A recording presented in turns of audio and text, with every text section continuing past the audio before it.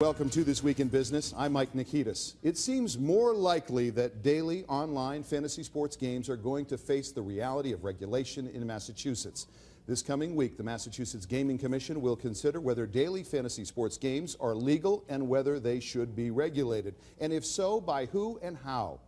Now, before we continue, we note that Comcast, which owns NBC Universal and NECN, is an investor in FanDuel, one of the most popular daily websites. Now, here on This Week in Business for a closer look, NECN legal analyst Michael Coyne, Dean of the Massachusetts School of Law. And Michael, so good to see you. Nice to see you, Mike. Also important to note before we go on, the Gaming Commission is not going to be making policy. They are going to look into these questions in an advisory role for the governor, the legislature, the attorney general, the courts. They say they want to get into it. It's interesting that another layer of Massachusetts government wants to get into this question, but they see it as their purview. So first off, any doubt whatsoever that these sites are going to be regulated? There's no doubt in my mind that they will, in fact, be regulated. Likely, we are going to see regulation at the federal level as well as at the state level. Massachusetts, both our Attorney General is looking at it, as is the Gaming Commission, as is the legislature. The likelihood is there's so much money involved at this point that we are likely to see both regulation and taxation. They usually go hand in hand. Yeah, and they're two separate questions and good ones. So if you were on the Gaming Commission looking into this, and as a lawyer, how would you approach these questions? First off, is it, as it now stands under Massachusetts law, what these guys do legal? Well, you'd first look at the exemption that Congress granted them in 2006. And what you'd see there is, in all likelihood, what they had envisioned is 6 to 8 guys hanging around a table, throwing in some money into the pot and engaging in some fantasy of owning a football team. It's a little bigger than that now. It's a lot bigger than that, and it's because of the disruptive innovation with respect to all the statistics available, the ease of gambling on the internet. What we've seen is an explosion in growth in this area that no one, or at least none of the legislatures, none of the legislative bodies really expected. And so now when we're starting to talk about billions of dollars and the biggest investors in the country, including the parent here, investing in it, people have to start to take a much harder look and to make sure that at least on the consumer level that the players are in fact getting what they're being promised. All right, so from your perspective, what they're doing right now, is it legal under Massachusetts law? Are they breaking the law by what they're doing, or is it what they're doing within the law? The likelihood is, in my opinion right now, is that it is consistent with the Mass law and not illegal, because the federal exemption would at least allow it to take place. Massachusetts would have to have a specific law that would prohibit it. They do not appear to. The Attorney General has said that she has not weighed in on either side of this issue as to whether it's legal or illegal at this point. My belief is that if she determined already that it was illegal, we would have put a stop to it. They would have shut it down, and which is what Nevada has been trying to do, which is so many people find kind of counterintuitive and a bit rich in that in Las Vegas and in Nevada, where gambling is legal, these things are being prohibited from operating. Well, but remember, from a business standpoint, and that's what we're discussing, it's in Las Vegas's interest to determine that that they don't get a piece of, is in fact illegal gambling. Come before us, seek a license, ask us to regulate it and to get a piece of it, and then we'll make it legal. I think Las Vegas is actually acting in their own self-interest to protect the casinos and the other betting that exists in Nevada. All right, under the law, where is it likely, do you think, that Massachusetts might regulate these operations? I mean, where are the most ripe areas for regulation? With respect to the manner in which the gaming can take place. And I do see it at the end of the day as gaming as opposed to games of skill. And so what they will regulate is the payouts, the percentage that must be returned to the player, just as we see with respect to casino gambling and the like.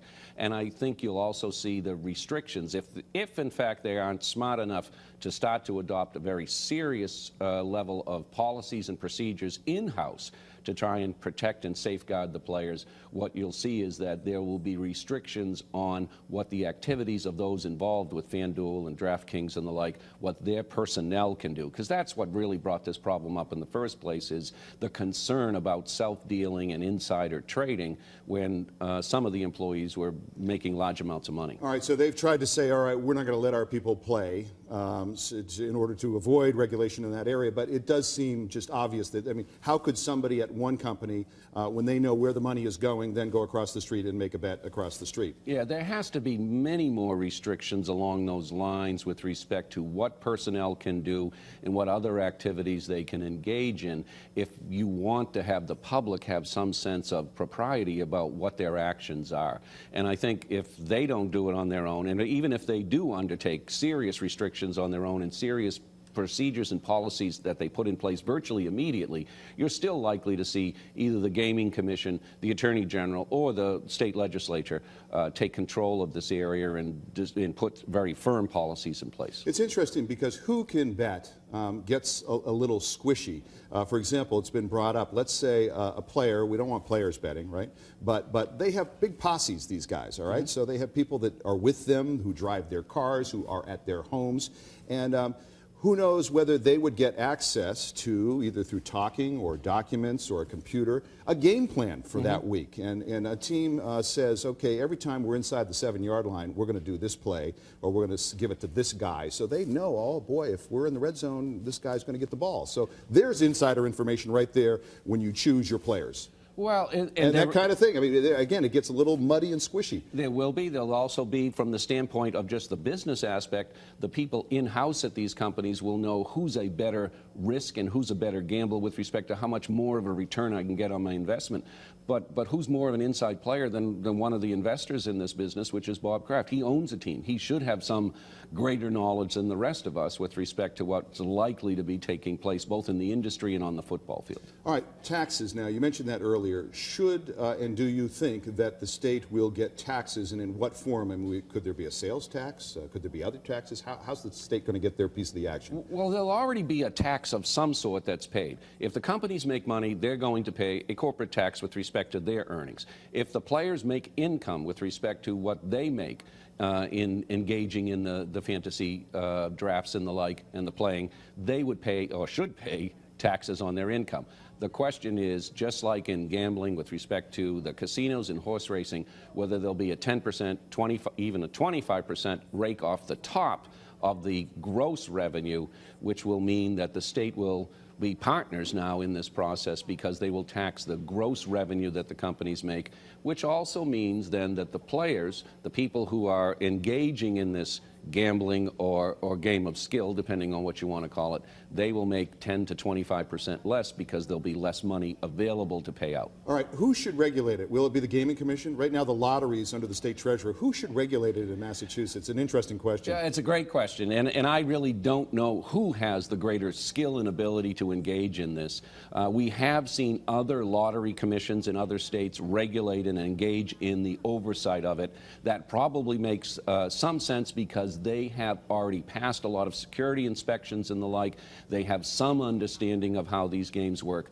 But it really is a different means of gambling, and so you're going to have to require and bring in personnel with far different skill sets than may presently exist either at the Lottery Commission or at the Gaming Commission. It'll be interesting to see with the Gaming Commission whether this will be something that they say we should regulate after they look into the question of how they should be regulated and by who. With this type of revenue that's being generated, everyone's going to want to be able to have a piece of the regulation that is likely to be coming. All right. This past week, DraftKings, one of the very popular sites, who has an investor named Bob Kraft, owner of the New England Patriots, they hired Martha Coakley, the former Massachusetts Attorney General and former prosecutor, ran for Senate and governor. What's your sense of that? Good move by them? Good look for DraftKings? And how about for Martha Coakley, too? Good look for DraftKings, right out of the standard playbook. Big company in big trouble, hire a well-connected, influential politician. Not such a good look for the former protector of the public interest in Massachusetts, Martha Coakley. But she's got to make a living. But that's what lawyers do. We represent clients. We advocate on their behalf. I would expect that this is only the first of multiple moves that these companies will make. I would also expect very shortly that they will announce that someone is director of security and oversight in the area, such as along the lines of a Bill Bratton, someone with that type of stature and security who can give comfort to people that there are measures in place that are protecting people. I also would expect If you're thinking about what they should do, they will probably likely also hire some influential people in Washington in order to guide some of that activity there. People who, like Martha Coakley, will be well received, have a proper stature, and when they speak for the industry, people will listen. So there's money ahead for the lawyers and the lobbyists. As always. That's right. Michael Coyne, NECN legal analyst and dean of the Massachusetts School of Law. Thanks for being here, Michael. Thanks, Mike. Still to come on This Week in Business, someone is house hunting in Boston. A look at why that could be very important for one big company. But first, the future of the department store. Macy's top man in New England joins us to talk trends, millennials, and holiday shopping. But it's interesting that another layer of Massachusetts government wants to get into this question, but they see it as their purview. So first off, any doubt whatsoever that these sites are going to be regulated? There's no doubt in my mind that they will. Welcome to This Week in Business. I'm Mike Nikitas. It seems more likely that daily online fantasy sports games are going to face the reality of regulation in Massachusetts. This coming week, the Massachusetts Gaming Commission. See you. Nice to see you, Mike. Also important to note before we go on, the Gaming Commission is not going to be making policy. They are going to look into these questions in an advisory role for the governor, the legislature, the attorney general, the courts. They say they want to get into it. We'll consider whether daily fantasy sports games are legal and whether they should be regulated. And if so, by who and how. Now, before we continue, we note that Comcast, which owns NBC Universal and NECN, is an investor in FanDuel, one of the most popular daily websites. Now, here on This Week in Business for a closer look, NECN legal analyst Michael Coyne, dean of the Massachusetts School of Law. And Michael, so good to